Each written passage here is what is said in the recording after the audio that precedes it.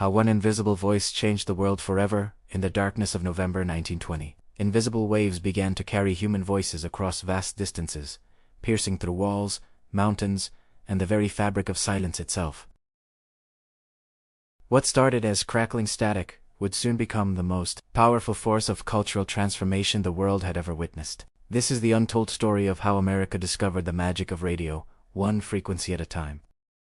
100 years ago, the world stood on the precipice of an unprecedented revolution. The year 1920 marked not just the end of a tumultuous decade, but the dawn of an entirely new era of human connection. While most Americans were still lighting their homes with gas lamps and traveling by horse-drawn carriages, a handful of visionaries were quietly orchestrating a technological miracle that would forever change how information traveled across continents. The United States of 1920 was a nation caught between two wars, the fading echoes of the 19th century and the thunderous arrival of modernity. Prohibition had just begun, women had finally won the right to vote, and the economy was roaring back to life after the Great War. Yet beneath this surface of social upheaval, something far more profound was taking shape. Engineers and dreamers were harnessing electromagnetic waves to create an invisible network that would bind the nation together in ways previously unimaginable. This is the story of 10 remarkable moments that unfolded during those pivotal years when radio transformed from a scientific curiosity into the heartbeat of American culture. Each fact reveals not just what happened, but why these seemingly small innovations would ripple through history, shaping the very foundations of our modern world. But first, tune into this frequency, leave a like here, and subscribe to the channel. The birth of a giant on a cold November evening in 1920. Something extraordinary occurred in the industrial city of Pittsburgh. Station KDKA, nestled in a makeshift studio above a Westinghouse factory, prepared to make history, as election returns trickled in from across the nation, announcing Warren G. Harding's victory over James M. Cox. A small group of engineers realized they were witnessing the birth of commercial broadcasting in America. The significance of that November 2nd broadcast extended far beyond the simple reporting of election results. KDKA had become the first officially licensed commercial radio station in the United States. But more importantly, it had proven that radio could serve as a reliable source of immediate information for the mass. The crackling voices that emerged from crystal receivers in homes across western Pennsylvania were UNTs delivering newsday, were delivering the future. What made KDKA's achievement truly remarkable was not the technology itself, which had existed in various forms for decades, but the vision behind it. The station's founders understood that radio's true power lay not in reaching a few amateur enthusiasts, but in connecting with ordinary families gathered around their dinner tables. That night,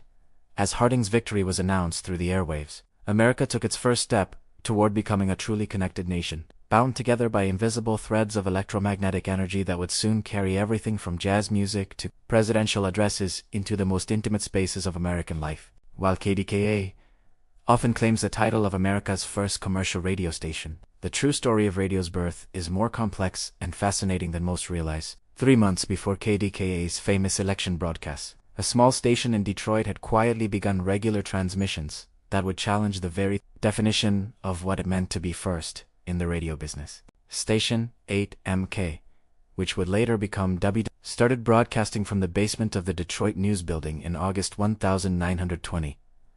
What set 8MK apart wasn't just its earlier launch date, but its revolutionary approach to programming. While other experimental stations focused primarily on technical demonstrations, 8MK understood that content was king. They broadcast music, news, and even advertisements, creating a template for commercial radio that would endure for decades. The story of 8MK reveals a profound truth about innovation that history is often written by those who arrive second but speak loudest about their achievements.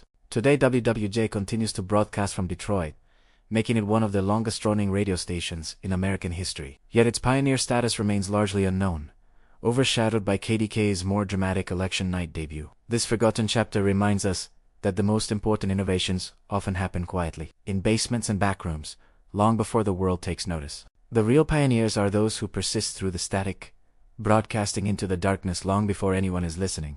Between 1920 and 1924, America witnessed something unprecedented in the history of communication, an explosion of radio stations so rapid and widespread that it defied all predictions. From a handful of experimental broadcasters in 1920, the number of radio stations multiplied to nearly 600 by 1924, creating a dense network of voices that blanketed the continent. But you know what can multiply? The number of likes. Leave a like and subscribe to the channel. This wasn't merely growth, it was a communications revolution happening in real time. Every week brought news of new stations signing on, each one adding its voice to the growing chorus that filled America's airwaves. Small towns that had never been connected to the outside world suddenly found themselves linked to major cities, receiving the same music, news, and entertainment that was captivating audiences hundreds of miles away. The speed of this expansion revealed something profound about the American character in the 1920s.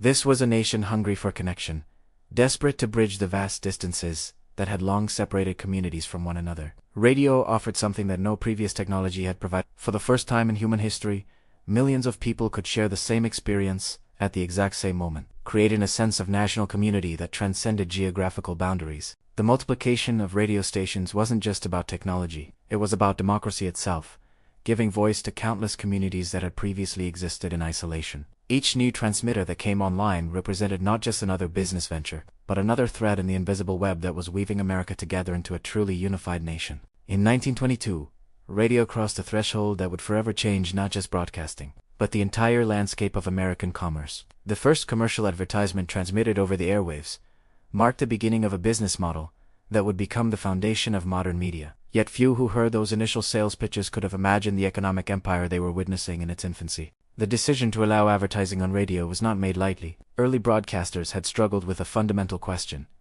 how could they sustain the enormous costs of programming and equipment, while providing free entertainment to their audiences? The answer came in the form of sponsored content, where businesses would pay stations to broadcast messages about their products and services. What made radio advertising revolutionary was its intimacy. Unlike newspaper ads that competed for attention on crowded pages, radio commercials entered homes as invited guests, speaking directly to families in their most comfortable spaces. The human voice, with all its warmth and persuasive power, could now reach into living rooms across the country, creating personal connections between brands and consumers that had never been possible before. This innovation didn't just change how products were sold, it fundamentally altered the relationship between businesses and their customers. The first radio advertisement may have lasted only a few seconds, but it opened the door to a future where commercial messages would become an integral part of American culture, shaping not just what people bought, but how they thought about themselves and their place in society. Radio's capacity for live event coverage transformed entertainment and journalism in ways that few could have anticipated. In 1921, KDKA made history once again by broadcasting live sports events, including a boxing match and a Pittsburgh Pirates baseball game, creating an entirely new form of shared experience that brought distant events into immediate, personal focus. The magic of live radio lay not just in its ability to transmit sound, but in its power to create theater of the mind. Listeners couldn't see the boxing ring or the baseball diamond, but skilled announcers painted vivid pictures with words, allowing audiences to construct their own mental images of the action. This forced radio to develop a unique language, descriptive, immediate, and emotionally charged that would influence storytelling for generations to come. This early sports broadcast revealed radio's extraordinary ability to create community among strangers.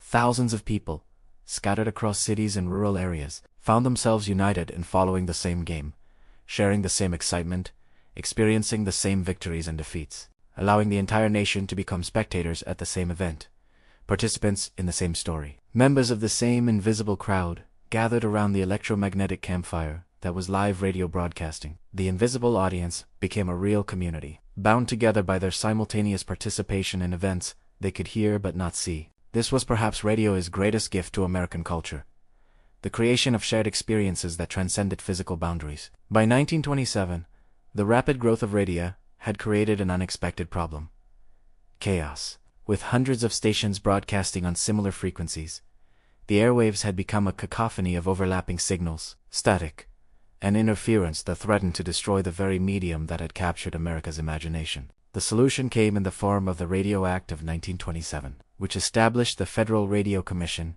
and brought order to the electromagnetic wilderness. The creation of federal radio regulation represented more than just technical housekeeping. It was recognition that the airwaves belonged to the public and required careful stewardship.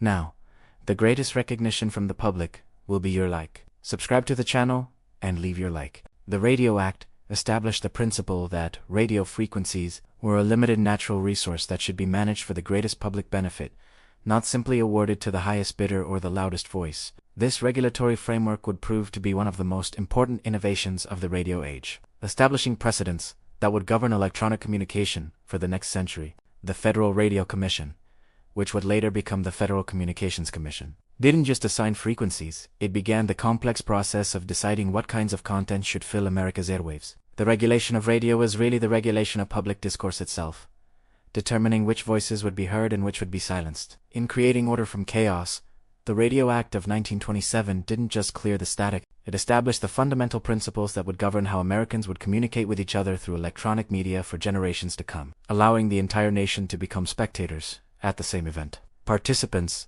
in the same story, members of the same invisible crowd gathered around the electromagnetic campfire that was live radio broadcasting. When President Warren G. Harding stepped up to a radio microphone in he became the first American president to speak directly to the nation through the airwaves, fundamentally transforming the relationship between political leaders and the people they served. That moment marked the beginning of a new era in American democracy, where the president's voice could reach into every home equipped with a radio receiver. Harding's radio addresses weren't just political speeches. They were intimate conversations with the American people. The medium forced a new style of political communication, one that emphasized personal connection over grand oratory. Radio demanded authenticity in a way that public rallies never had. Because listeners in their living rooms could detect insincerity with unprecedented clarity, the impact of presidential radio went far beyond individual speeches. For the first time in American history, the president could address the entire nation simultaneously. Radio made the president not just a distant figure glimpsed occasionally in newspapers, but a regular presence in American homes, a voice that families came to know as intimately as that of a friend or relative. Harding's pioneering broadcasts established radio as the primary medium through which American presidents would communicate with their constituents, creating expectations of accessibility and direct communication that continue to shape political discourse today. While most early radio stations focused on entertainment and news, one unique broadcaster had a different mission entirely. Station WWV, operated by the National Institute of Standards and Technology, began transmitting in 1920 with the purpose of providing precise time signals and technical information, serving needs that went far beyond mere entertainment. WWV represented radio's capacity to serve essential public functions that had nothing to do with commerce or amusement. The station broadcast accurate time signals that allowed other radio stations to synchronize their programming, helped ships navigate by providing precise chronological reference points, and transmitted technical data that supported the rapidly growing radio industry itself. The existence of WWV revealed a profound truth about the radio medium: its potential to serve specialized communities, with critical information that could never be economically distributed through traditional means. Farmers relied on WWV's agricultural reports, engineers used its technical transmissions, and navigators depended on its time signals. This specialized broadcasting demonstrated that radio's true power lay not just in reaching mass audiences, but in serving the specific, technical needs of professional communities scattered across vast distances. WWV proved that the airwaves could carry not just entertainment and advertising, but the essential information infrastructure that supported American commerce, agriculture, and technology. In doing so, it established radio as something more than a medium for popular culture. It became a tool for national coordination and technical advancement. The 1920s marked the beginning of radio's golden age, as the medium discovered its unique ability to bring live music, comedy, and variety programming directly into American homes. This wasn't just technological innovation, it was cultural revolution. Radio programming in the 1920s was remarkably diverse and experimental. Stations broadcast live concerts featuring both classical orchestras and popular jazz bands, comedy shows that introduced Americans to new forms of humor, and variety programs that showcased the talents from across the country. The medium's hunger for content created opportunities for performers who had never before had access to national audiences. What made radio's cultural impact so profound was its democratizing effect on entertainment. A farm family in rural Kansas could hear the same jazz performance that was thrilling audiences in New York City speak. Radio didn't just distribute culture, it created a national culture by giving all Americans access to the same entertainment experiences. This cultural synchronization, through radio programming, laid the foundation for a truly national popular culture, creating shared references and common experiences that would bind Americans together in ways that transcended regional differences and economic divisions. Perhaps the most remarkable aspect of radio's rise in the 1920s was how quickly it evolved from an expensive luxury available only to the wealthy into an accessible technology that ordinary families could afford and understand. The democratization of radio technology reflected a uniquely American approach to innovate, belief that complex technology should be made accessible to ordinary citizens, rather than remaining the exclusive domain of experts and elites. This grassroots approach to technology adoption had profound implications that extended far beyond radio itself. By teaching Americans to understand and build radio receivers, the radio boom created a generation of citizens who were comfortable with electronic technology, preparing the groundwork for future innovations in television, computers, and digital communication. The kitchen table radio builders of the 1920s were unknowingly developing the technological literacy that would make America a leader in electronic innovation throughout the 20th century. The homemade radio represented something essentially democratic about American technology, the idea that the most powerful innovations should be accessible to everyone, not just those with advanced degrees or substantial financial resources. As we listen to podcasts through wireless earbuds, stream music from global libraries, and receive instant notifications on our smartphones, it's easy to forget that all of these experiences trace their lineage back to those crackling radio transmissions of 100 years ago. The invisible revolution that began in Pittsburgh basements and Detroit newsrooms established the fundamental principles that still govern how we communicate, entertain ourselves, and share information across vast distances. The radio pioneers of the 1920s created more than just a new medium. They invented the concept of simultaneous mass communication, where millions of people could participate in the same experience at the same moment, despite being physically separated by thousands of miles. They established the business models that define our current digital age. Every time we check social media, stream a live event, or listen to a podcast, we're participating in the continuation of that invisible revolution that began a century ago. The radio waves that carried jazz music and presidential addresses into American homes in the 1920s have evolved into the wireless signals that connect our devices today. But the fundamental promise remains the same: technology that brings distant voices close, that makes the impossible possible,